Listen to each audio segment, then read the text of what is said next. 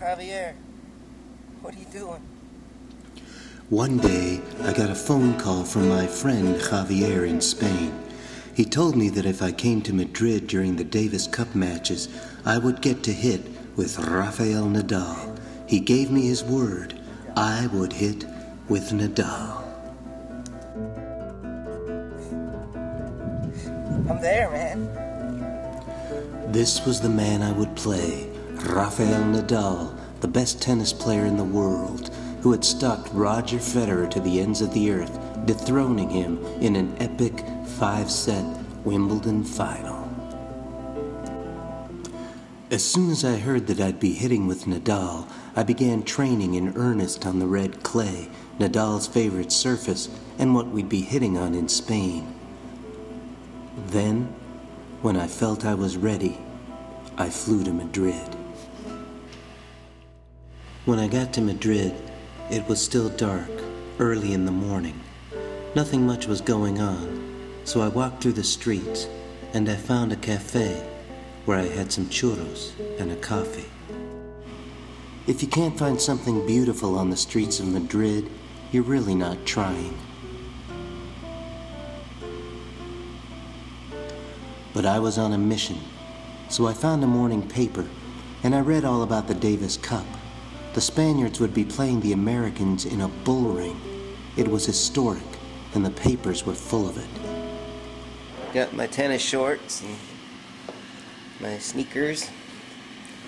I'm ready, I guess, so pretty excited. We arrived early at the bull ring. The place had seen all the greats, Belmonte, Manolete, El Juli, but it had never seen Nadal. I couldn't believe that I was here and that I'd get to hit with Nadal.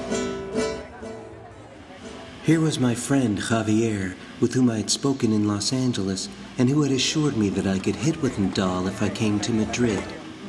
He seemed to have good news.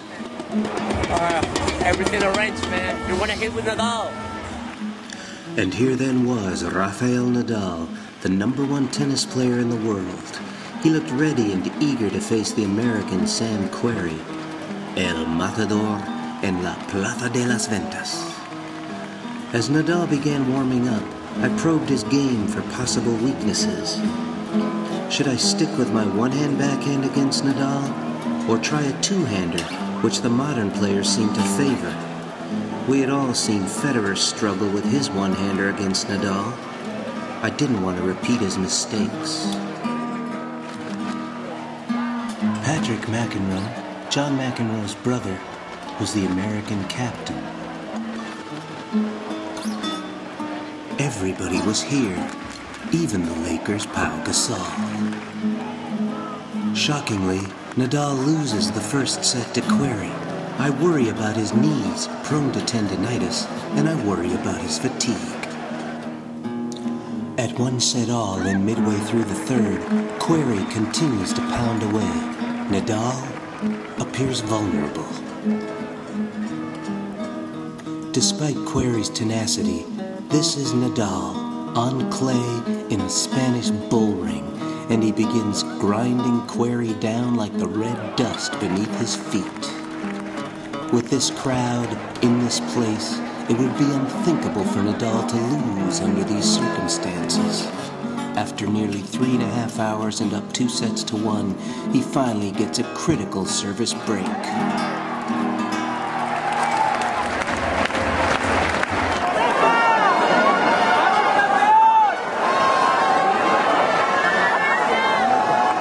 Then, quickly, it's all over. Nadal has a hard-fought victory, and Spain lead the Americans 1-0. More to the point, I wonder about Nadal. How will this 3.5-hour match affect his fatigue level and my chances to hit with him? He's not sure now. He's very tired now. He's not sure now. Not sure now, yes. He's very tired. The next match features the American Andy Roddick against Spain's David Ferrer. They duel for nearly 5 hours in the hot sun, while Nadal looks on, encouraging his teammate and hydrating. Javier fetches beers. He looks nervous, anxious, could I have been wrong about him? The Roddick-Ferrer match turns into a 5-set classic during which the fans jeer whenever the American misses a first serve. Nadal seems tense throughout. Hitting with me must be the farthest thing from his mind.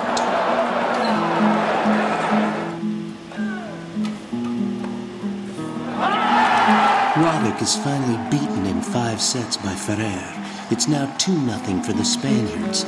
All they need is one more win to guarantee them a place in the Davis Cup final.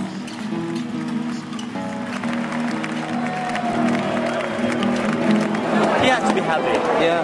Yeah, I think so. Despite Javier's confidence, by the next morning we had still heard nothing from anyone associated with Nadal about him hitting with me or about anything else. So can I hit with Nadal if I come? And he said, yeah, there's no problem. There's no problem. So you just come and Man, we try. it's no problem, man. This was 3 months ago. He was not number 1 then. Well, now he's the number 1. I don't see the It's difference. not the same. It's not the same. During the doubles, I noticed that Nadal seems to have poor rhythm when clapping, and that he bites his nails. All these things I would need to use to my advantage. The Americans finally win a match for the ages. Nadal will have to give his all the next day. No body answer. Can't get through. Body answers, man. Man, the body answers. I begin to have grave doubts about the whole thing. How well do I really know Javier? And does he have the connections he claims? The next morning, Madrid is awash with a heavy rain. The matches seem in jeopardy, and it seems likely Nadal will simply leave Madrid. Inside the bullring, the grounds crew are doing their best, but things seem uncertain. Well, it's rainy today. That's tricky for Nadal, so I don't know, man. it's always something, man. It's always... Look at you, man. You're not even American. Look at this hat. It's just a hat. It's just for the sun. Then the rain eases up, and the skies clear. It seems the matches will be played, after all. Nadal prepares to face Roddick. From the start, Nadal is totally on his game.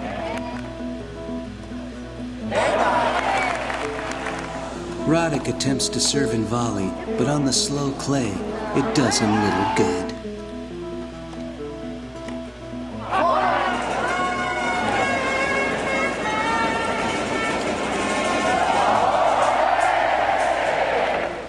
Match point for Nadal.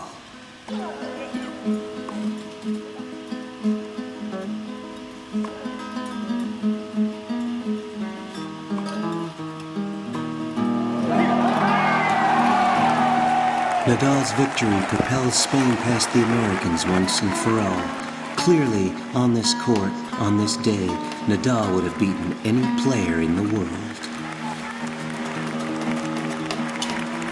I feel exultant about my chances to hit with Nadal, an enthusiasm Javier does not share. Quit calling me about Nadal. I don't know nothing about it. Finally, later that night, we hear some news, but it's not the news we've been hoping for. See? Nadal just left Madrid and he's back in Mallorca. Man, just such crap. See you, man. Hey, you know what, Bernstein? Got to understand that maybe you can paint with Van Gogh. Javier's remark was meant to be cruel, but maybe he had a point. Maybe I could go and paint with Van Gogh. So I went to the train station, made some pictures for my friends, and I bought some food for the long journey. Then I boarded a train, and I thought about Nadal and me in Madrid.